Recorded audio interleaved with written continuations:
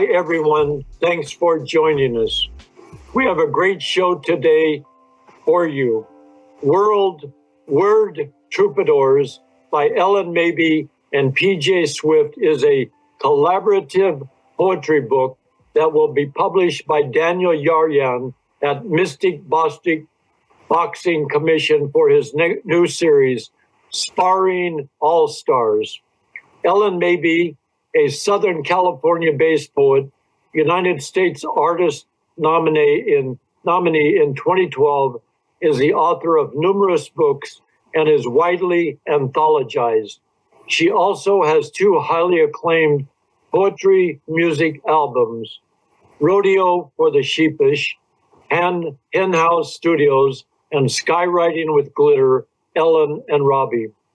Once upon a time, Paige Swift embarked on a pursuit of creating a story, a lyric, or an anecdote a day. 1,001 nights have come and gone, over 1,500 and counting, and Paige Swift has not emerged since. Each piece an individual entity existing in its own poetic realm. Here are the marvelous poets Ellyn Mabey and Paige Swift and their terrific publisher, Daniel Yaryan. Thank you. Thank you. Thanks, Harry. So we're going to read a weave of different works. And the first work is created by Ellyn Mabey, and the title is Cinema Dance. Cinema plus dance, invocation, fezzes, hot chocolate, UNESCO barrier reefs, unseen griffin, deer crossed with horse, a hybrid, just like us. We come from all over the globe, shaken like a snow-crusted city in a medieval handstand. We gleefully take towns by storm with our merry prankster bus selves. 3.5 days of cameras, ping pong, and pivo. We compose a shot list from confetti. We are part speed of light. Jules and Jim at midnight. We resist the temptation to crawl into the world and pull our psyches over our heads. In a universe where dance ruled, we'd see fewer body bags. We are cinemascope, chroma key with chromosomes. We are taking back the ozone layer that tries to stomp artists out and put them in tiny, flowery picket places. We go where others have gone and others will go. Van Gogh and Truffaut danced once. It's an everlasting dance. We are one tin can line away from the sky.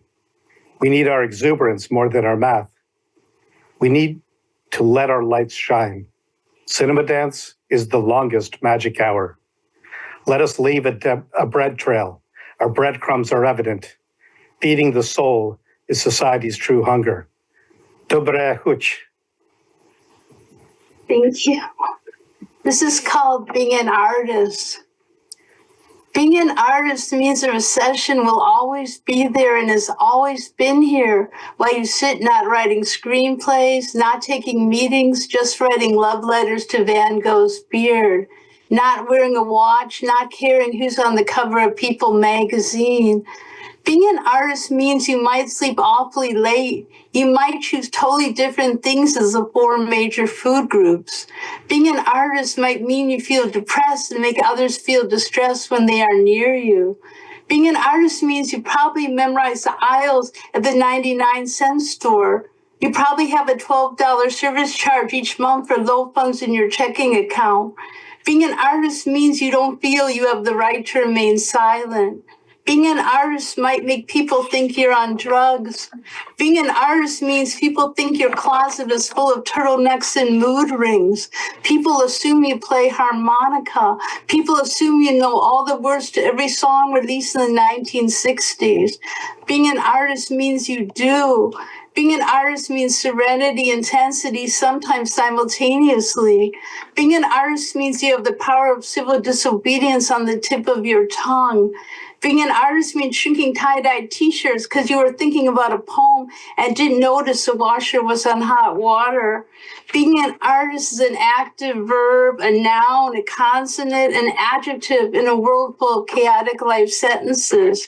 Being an artist is not necessarily a choice. War of the Arts. It It started with the wailing. The adversaries sent multiple divisions of singers to the front who launched a barrage of songs. Ballads, blues, country, rock, and opera, from duets to full-scale choirs. For a moment, all was still and silent. Then hundreds of planes flew overhead, dropping thousands of tiny parachutes, each carrying a unique and original poem. Unfolding the tiny pieces of paper to read the thousands of poems overwhelmed the sensitive feelings of the citizenry and their forces. They were virtually incapacitated. And then came the tap dancers, the contortionists, mimes, and jugglers, creating merry bedlam as they frolicked merrily throughout the lands for several days and several nights. When the revelry was finally over, the sprayers came in, marking all the territory that had been conquered by art. Somewhere in the sky. What if every moment you feel something happening? Someone scattering daisies and someone throwing ash. What if you feel the bones of history and the ache of the land? What if you wake up and your head is a map in a million different languages? What if you are able to eat musical notes for breakfast and symphonies for snacks? What if documentaries are written in your eyelids like rain? What if you listen to everything written with a crescendo of breath? What if everything blended technicolor wonder, but only for an hour? Would you wake up early or stay up all night in order to find it? What if your sky shimmered with glitter? What if your hemisphere drizzled with doom? A thesaurus of moments, human in nature. Would you live in the clouds or relish Earth's hue? Perhaps life is a multiple choice question, my friend. The answer's in a circle dance with no beginning or end. The first rhyme. Somewhere deep in prehistoric days, the first bird appeared, indeed upon hatching from an egg. Strutting and stretching its wings, this very young but ancient bird opened its beak, releasing the first sound, an awkward primal squeak into a raw and empty world. Shortly later, a similar sound returned to the bird. He hopped about excitedly. He was not alone in this world. Perhaps he had a friend. The little bird squeaked again. The sound returned, again and again. Squeak, squeak, squeak, squeak. But the sounds were not from another bird. This was his own echo.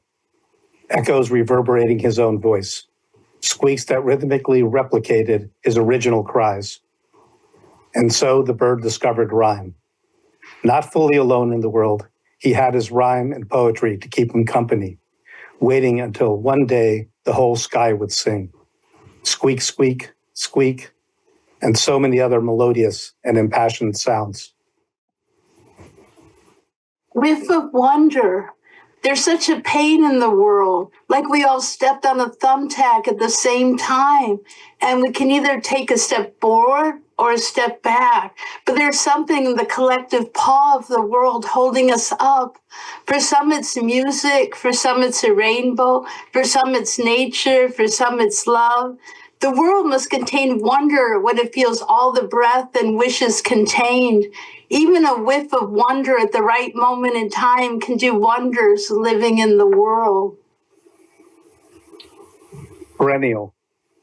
It's a wholly expected miracle. Flowers bloom on regular occasion, sometimes more, sometimes less. Blossoming is inevitable. And yes, those buds can be snapped or trampled upon. But always something will bloom, somewhere, somehow, again. Do poems flow from the same spring? Unstoppable, perennial, always blossoming, infinitely unique, invariably miraculous, providing scent and color, and asserting life. 2016, the year the 20th century finally died. The year so many musicians died, and the year freedom seemed to be moving underground. Caskets filled the air. We live in times of turmoil, clocks beating quicker and quicker. Middle age seems old, seniors seem timeless. There's a lethargy in the way people move. There's a liturgy on the tip of our tongues. There's something in the morning cereal. It looks like newsprint. There's something in the evening news. It seems like farce, as though this couldn't be real. This over-the-top peek into tragedy's eyelid. The shiver that lives in our psyche like snow. We ski into another winter. The world is on a ski lift. Cocoa is leaving its face around a cup. We stir and it's January. We stir and it's the 20th century. We stir and it looks like it's black and white newsreels. History tries to repeat itself as the people in power like sequels. People wear the hero mask, the death mask, the face and the heart. People make choices. The stores sell everything. One of the strongest songs from Rodgers and Hammerstein, You've Got to Be Carefully Taught. Prejudging is the name of the game too many households play. Play Rummy Cube instead. Play solitaire, don't be influenced by peers. 1 minute to midnight, but people don't know if the year will leave us dangling from some threshold. History said, look at me with your eyes of flame, burn my pain in your memory, walk into the library and kiss all the spines. The earth is spinning whether people stay on it or not. What if earth falls in the forest and nobody is there to hear it?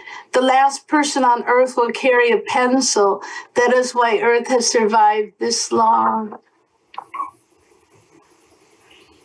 Creation of myths.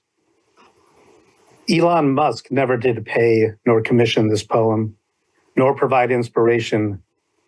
Okay, not totally fair. There's something in the air. A Musk, ha, peculiar and loathsome. Still, words require, even those of omission, reasons to soar, sparks of cognition, idling senselessly on our grand avenue of life, an era whose burdens have granted no choice. Destiny demands, ergo a titan commands, a masterly wrought-out epic, an ode to our crimes. Hidden spirits, bruised souls, pause and insist. Such usurpation, must it persist? Please, please arise before creation of myths. Who owns our lives and who owns our age? Who owns our words and who owns our rage? Who makes the melody and who sets the meter?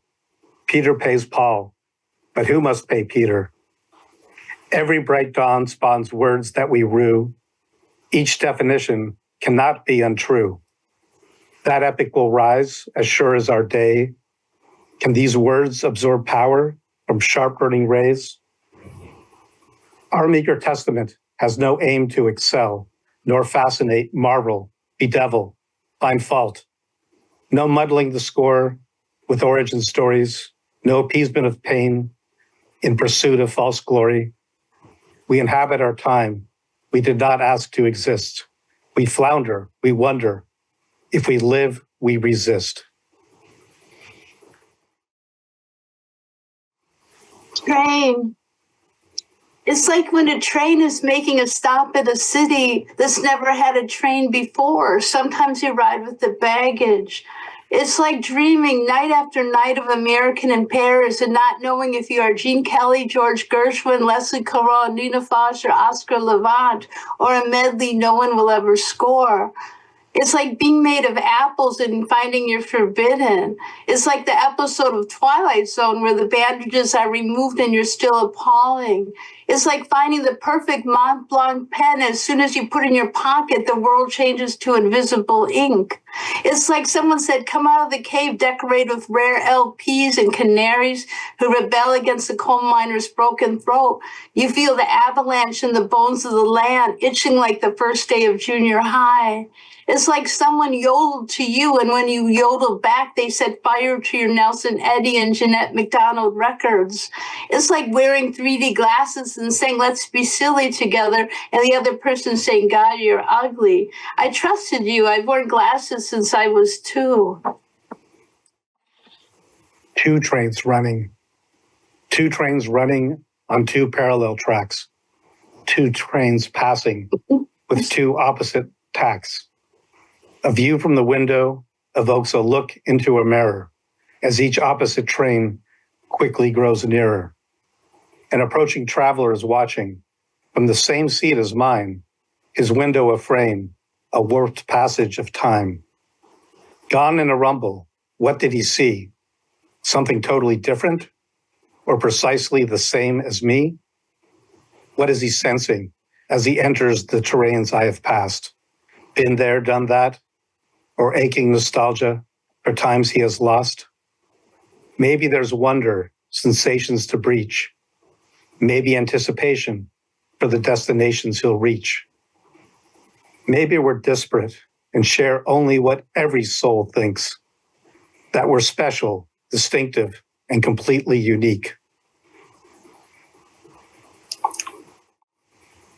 Eternal Eponine. If you've seen Les Mis, you know what I mean. If you've been to high school, you also know.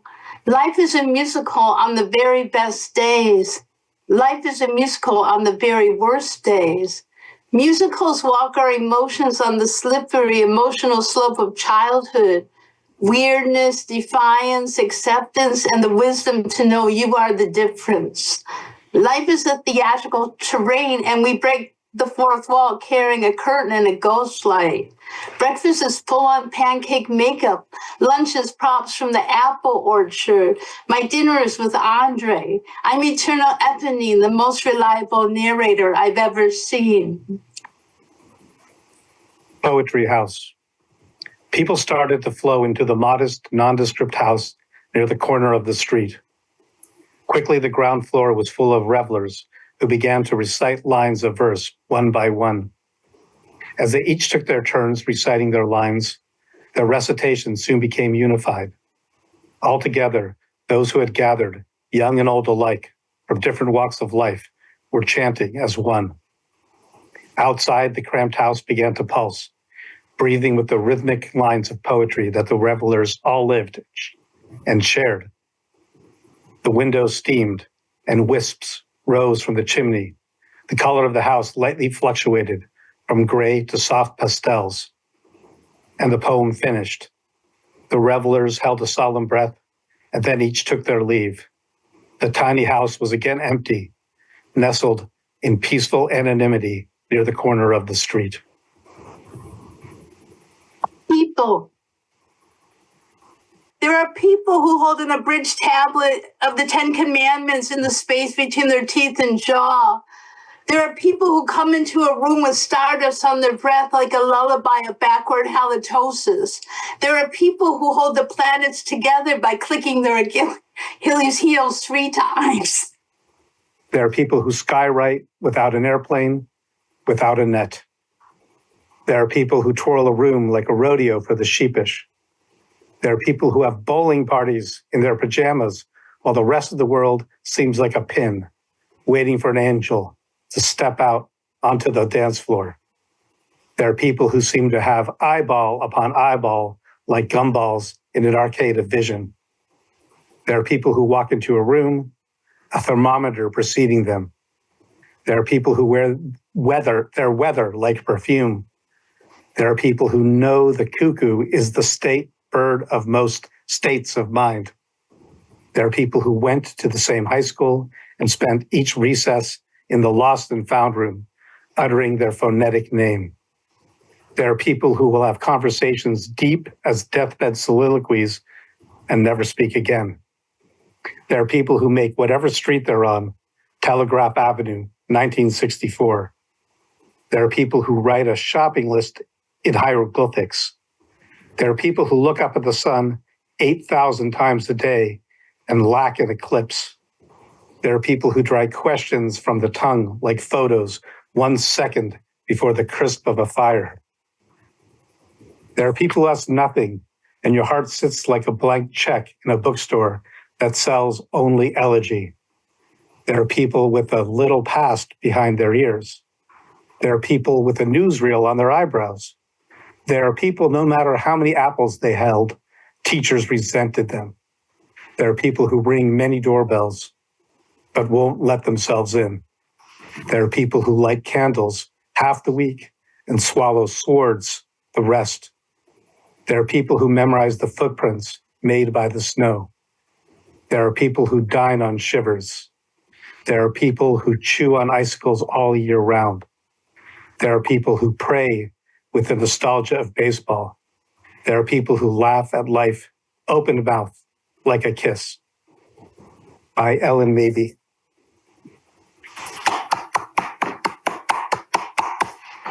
Thank you. So, if you can believe this, we got to look up more poems. I'm so. I mean, I really thought, you know what? I guess when we're still pretty new and we're not used to. Maybe I didn't realize. We can do that. Okay, I'm sorry. I'm so sorry. I thought we had brought too much. So let me find. Yeah, I thought so too. Ellyn and PJ and Daniel, let's take a couple of minutes here.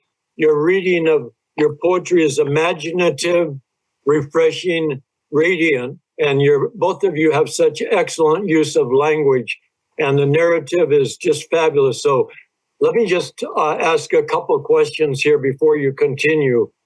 So let's just start with the book.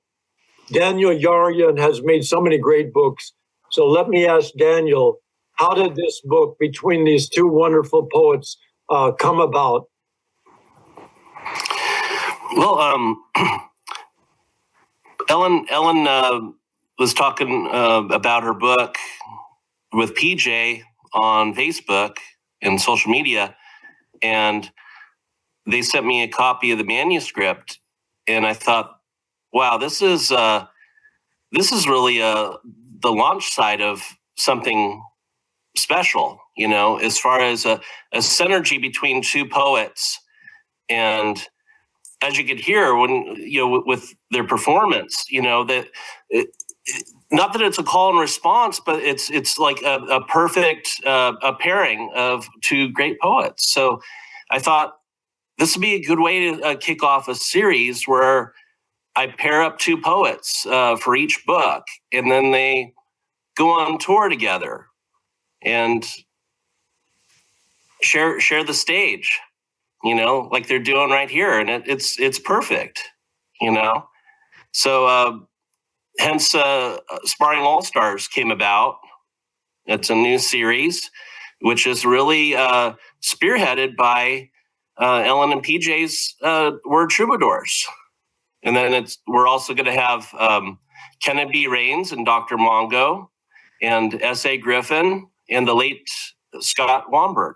So those will be the three books in the first wave of this series.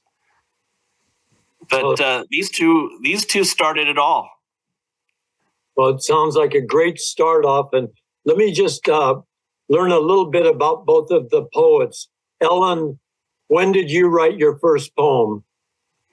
Oh, I think, you know, a poem came to me when I lived in Manhattan, and I was an apprentice at the Actors Studio, and I was doing different. I moved there because I always wanted to go there, and it just seemed exactly what I should do at that point in time. And a poem, and they gave me a typewriter as a prop, and I used it, and a poem just came to me. It was like a mannequin and the mannequin just sort of came and just had this, it just sort of came to me, a poem. And that's how they do. They just sort of continue just always coming to me when they're ready. So I just that's been the way it's been all. So I started when I was 20. So like, gosh, I guess that's 40 years ago. Like I'm 60 now. Yeah, 40 years ago. Yeah. But thank you. And Daniel, thank you. It's very exciting what you said. I'm so glad. That's exciting and wonderful. Thank you. Thank you. What is it about the poetry form, Ellyn, that attracts you to it? Gosh, it just seems to be able to distill things in a very succinct but not, it just seems the imagery of it and everything and references and stuff. I mean, it just seems to come natural, and I appreciate it. I mean, I think hopefully you can see, I'm sure that a lot of the work, and PJ's work too, there's references to different art forms, which I think is a thing that ties it together. So I love all the art forms. I love musicals and all different things. So, but poetry, yeah, just imagistically how things kind of come together like that, Yeah. And PJ, when did you write your first poem? So I think that came for me much later than for Ellyn. But just as an example, the very first poem we read, it's called Cinema Dance. And that's around the time that I first met Ellyn. It was actually in a very remote part of Central Europe, where I used to be from. And I asked her to write a poem, and she came up with that. It's like, oh, wow, that's cool. Because I knew she was a poet before, but that was kind of just an impromptu commission on my part. And so I never thought about that again. But about 5 or 6 years ago, I started writing just little tiny stories every day. I thought I wanted to revive that tradition of 1001 Nights. And I didn't really consider them to be poems. Some were like stories, some were I just called them pieces. And Ellyn saw some of them, and Ellyn's always been very encouraging to keep doing that. And so some of them kind of have emerged as what you could label to be a poem, I suppose. I didn't really ever consider that before. So I'm kind of at the start of discovering what I think poetry could be. But I never thought of it as something on its own. Like Ellyn, I think of it in the context of just anything that people create. And so did you say you grew up in Central Europe? Partially. That's where I'm very originally from, and I lived a big part of my life there. And how old were you when you came to America? I was a little kid, but then I lived there again. So I've kind of lived in both parts of the world, and that's where we first met. And now I'm in Southern California. And Ellyn, you mentioned Actors Studio. Was that in New York City? And if so, could you tell us where you grew up and when did you come to LA?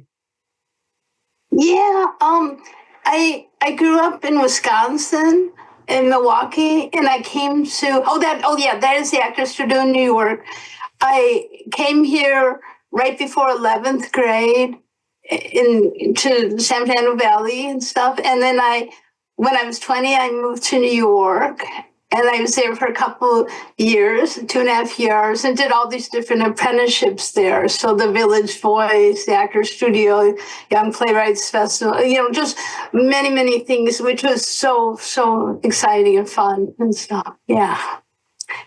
Well, you both are a blessing to us. And Daniel, he's just done so many great books, and he's so supportive of the poetry world for many years. So why don't Ellyn and PJ read for about 20 minutes and continue your wonderful reading, and then we'll talk a little bit more toward the end of the program. Ellyn, PJ. So this one is called 2 Grains of Marble. They were 2 tiny grains of marble, snugly packed together for millions of years.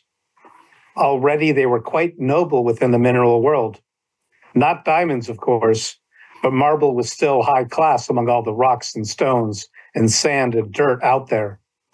And then suddenly, to much excitement, the 2 grains were part of a slab extracted for the services of a great Renaissance sculpture. Without exaggeration, this was a once-in-a-million-year event. The skilled sculptor tried his hand at the slab, but finding the marble's qualities not suited to his talents, cast it aside. The slab and its 2 closely snug grains lay dormant for over a decade, which was no time at all for marble, when an even more miraculous event transpired. The great Michelangelo took possession of the marble, focusing his talent, love, and passion in transforming this slab into a transcendent work of art. With skill and care, he devoted himself to chipping, chiseling, and carving the slab with his full divine affection. Before the great artist was finished, the power of this monumental work was evident, and even the slab of marble itself, down to each and every one of its individual particles, became imbued with essential vitality, as if touched by the hand of God. Now, the masterpiece is virtually finished. The work, Michelangelo's Pieta, would live with a permanence and essence beyond the marble's elementary millions of years. All that was left was one final scrape of the master to render this statue its eternal state. And with that fine movement, the two grains, born from crystals millions of years ago, so tightly bound since the beginning of time, were separated, released from their embrace. One remained forever an integral part of the Pieta, the other discarded, the final grain regulated to a pile of dust. They were companions no more, their destinies radically transformed. The original grain remains a part of the Pieta today. They are one and the same, the material essential to the spirit. But this story also has a happy ending for the other grain that had been swept aside. An assistant cleared the studio floor and collected the powder that included this errant grain. That powder was collected and used as an ingredient for plaster that the master later used for a fresco in another great work, the ceiling of the Sistine Chapel.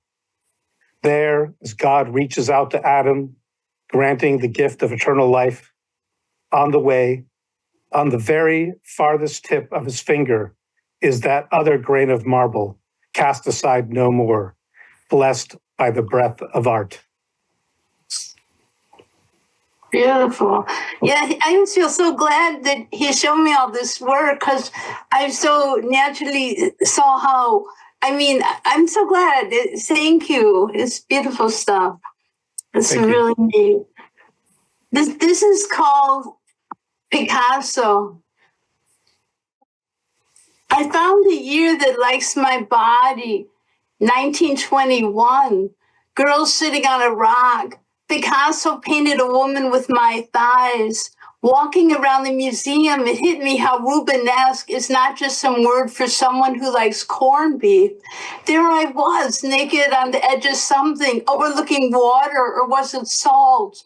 It was weird. Nobody was screaming fat chick at the frame. Nobody was making grieving sounds. But the girl in the painting looked sad, as though she knew new ears were smudging a forced liposuction with rough acrylic. The caption said, girl sitting on rock, not woman who uses food to help cope for the lack of empathy in her sphere, not that gyms are closed and there are better muscles to develop, not girl 1 calorie away from suicide, just flesh on a rock. Her eyes dripping question marks onto girl looking into a mirror. The vibrancy, the need to chew the ice cubism till the teeth bleed. The color is so deep they look wet. The museum guards watch me tentatively. I lean into the paintings. I veer to the outside to find out what Picasso called each work. I like titles or vocabulary of oil. The girl on the rock whispered to me, go girl. I love museums. Call me old-fashioned, but I like face-to-face conversations. So this is called The Expensive Traveler. For over 3 years, he traveled the world, seeking out humanity's legacy of culture and art. This was his sole devotion as he traversed the planet far and wide, to corners both famous and virtually unknown, to recognize, appreciate, and become inspired by the mass of human creation. But although his travels did provide profound inspiration and spiritual enrichment, on his return, the traveler was overcome with plaintive regret. How could this be? His close friends asked him. After all, he had been privileged to have dedicated to encounter the massive human artistic accomplishment.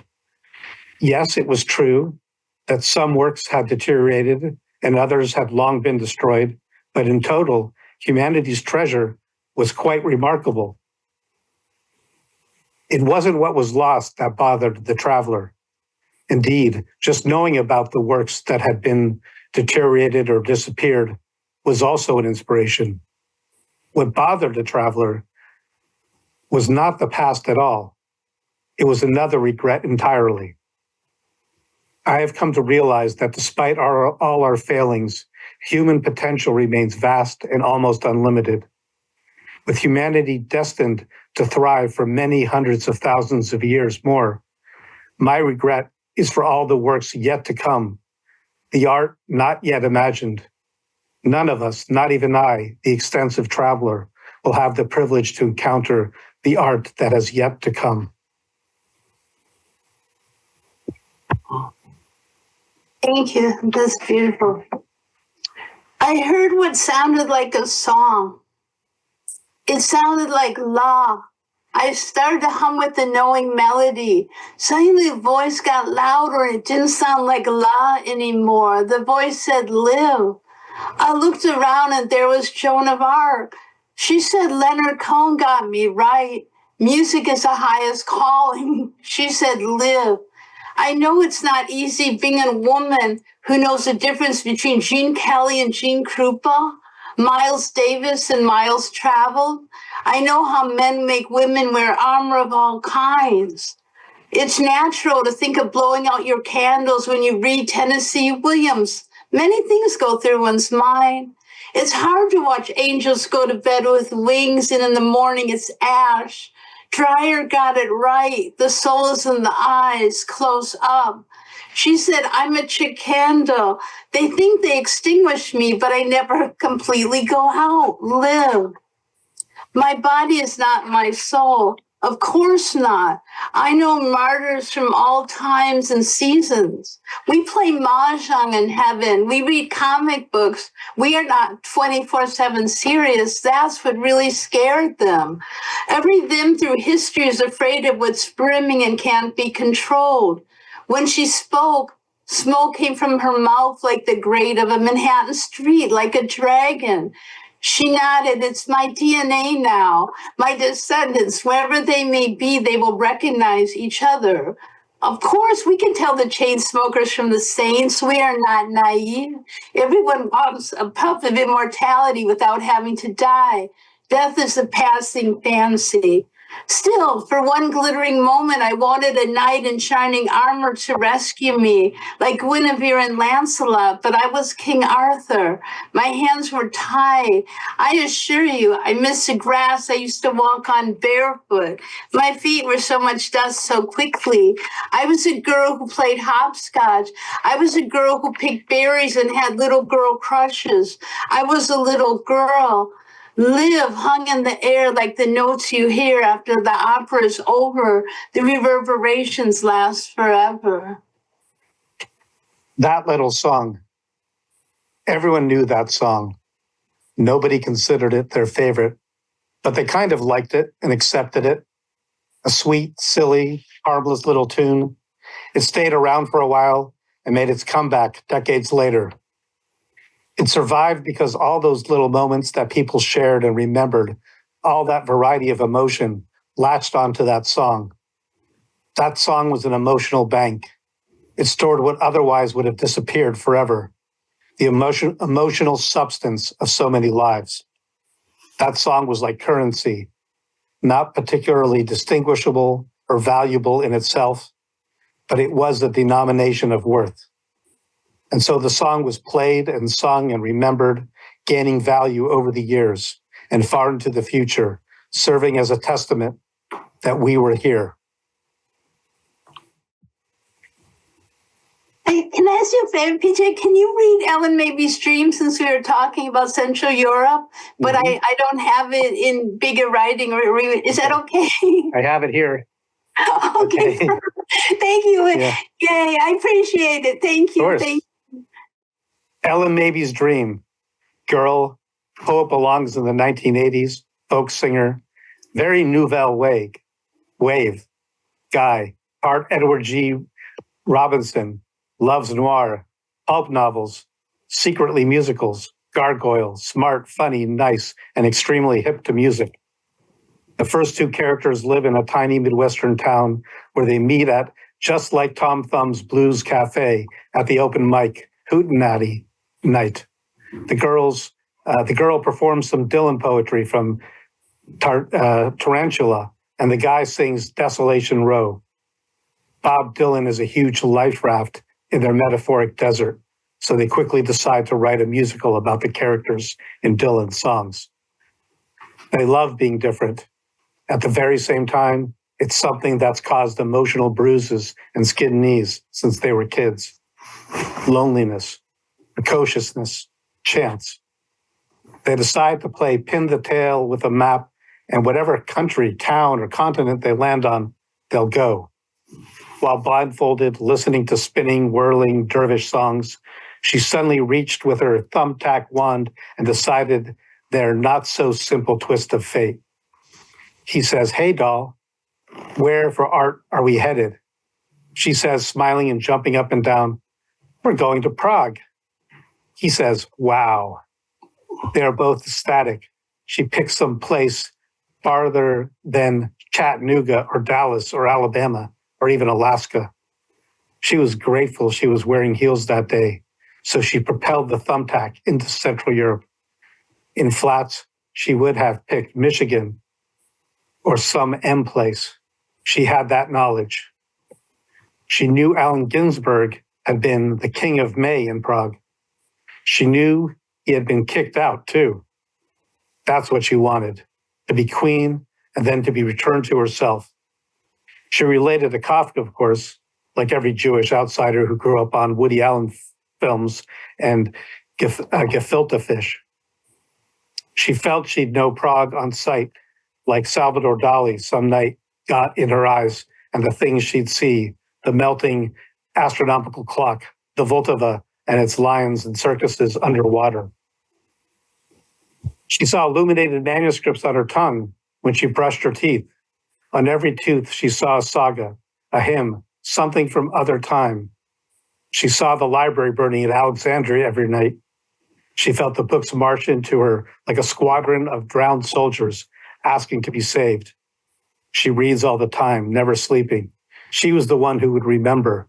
The books traced into her room like she was some call girl. At all hours, she'd have Dostoevsky showing up with a roulette wheel. She had Madame Bovary wet with oceans knocking in the middle of the night.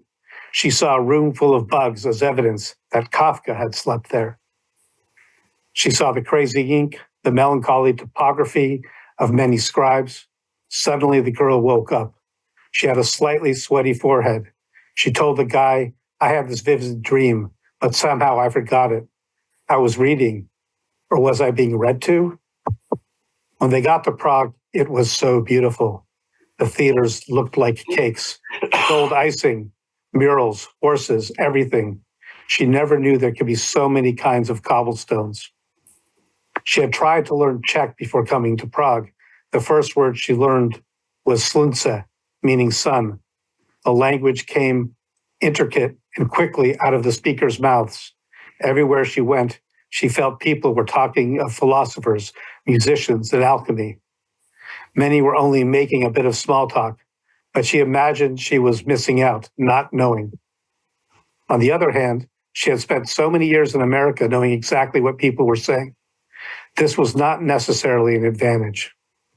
All the words with rough edges, all the endless talk about reality TV, all the eternal chatter like contemplation was nefarious or something.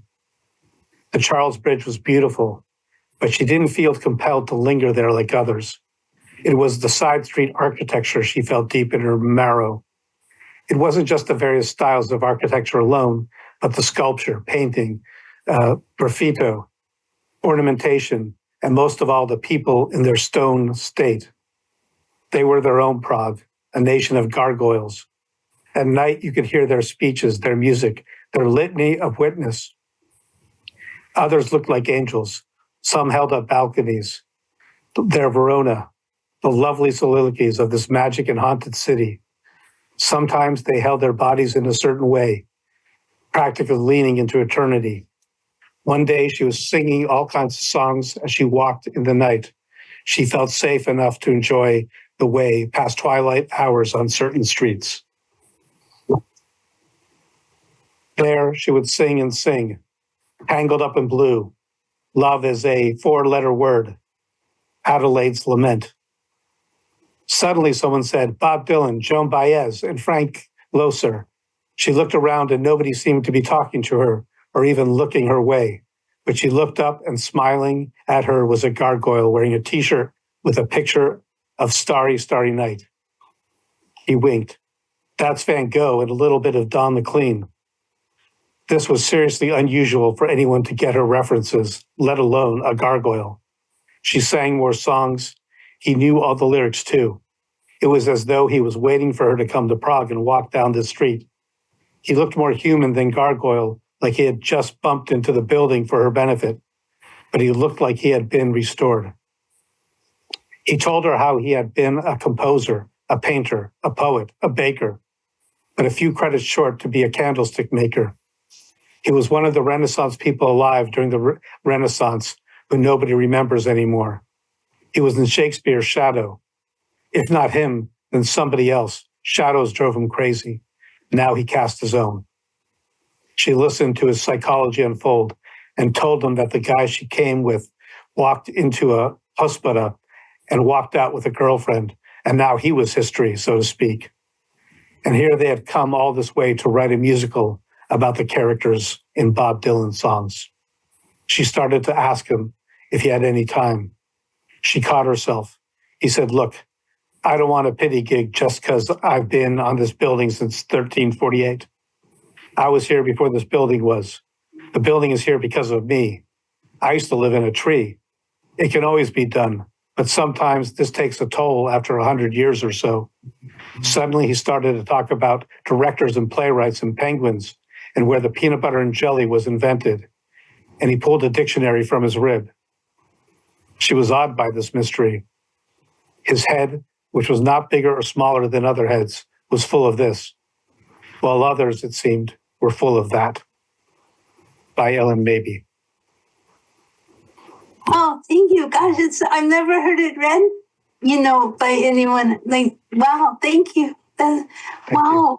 By the way, thanks again, Harry and, Allegra and Daniel and everyone. I'm sorry, I am kind of giddy, unusual, so I apologize. But this is me, right? You both had a poem in last year's Sparring Artist, the annual one. If you want to read from that. Do you know which one we had? Yeah, you read, or you, Someday Our Peace Will Come. Oh. And Waiting in Line. Oh.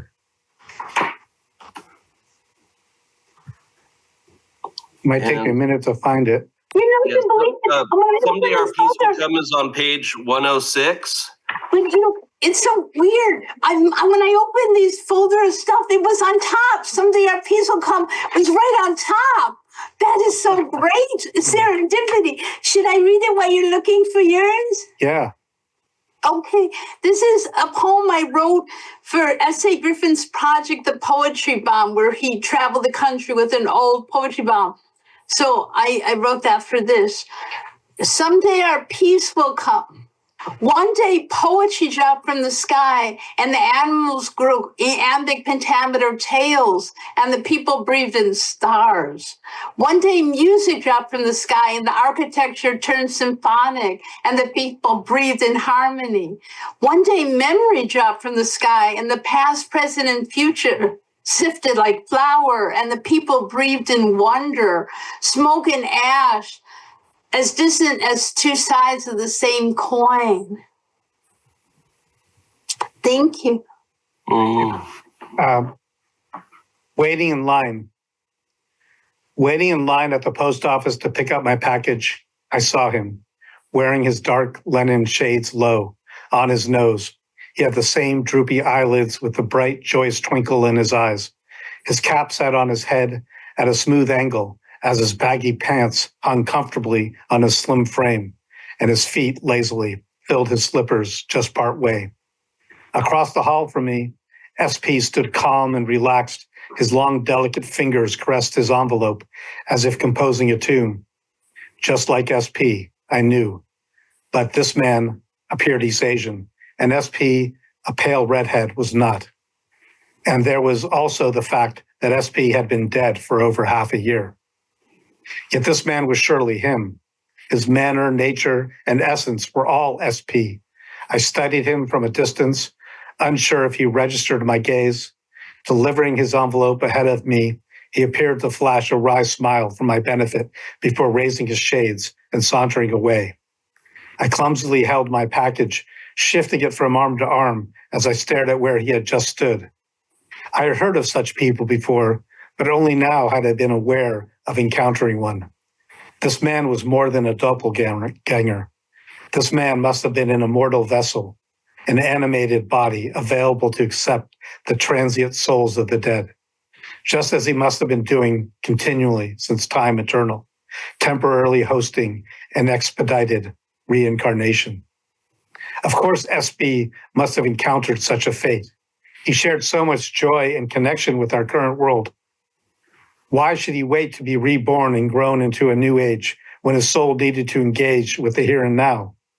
Ours was the age he knew best, one that he also helped form through his sensitive charm and rebellious but enlightened manner. This man, this host of SP, possessed a coolness and reserve that allowed him to be present while just out of sight. He had the know-how to wander through the world with his light touch of grace, and every now and then to deliver a wink and a smile to let people know that their friends were okay. Thank you, Ellyn and PJ, for such a lyrical, poignant, wonderful reading. You're both fabulous, and those last poems you read just were the perfect time to end. We are just about out of time right here. I'm going to make an announcement of our next reading. Next Tuesday, Corinne Conley, Kay Wiseman, James Cushing, Garen Berry will read from Thomas Hardy, Selected Poetry. Today, we started this program, Harry's Poetry Hour, Creative Chaos, MPTF, in March 2020, when all the gatherings and activities at MPTF closed down because of COVID. And this is our 230th show. So thank you both for such a blessing with your wonderful poetry. And you two are just such a perfect balance with each other. And Daniel is just the perfect publisher and poet to present you to. And so obviously, we know you're going to have a great success with your book.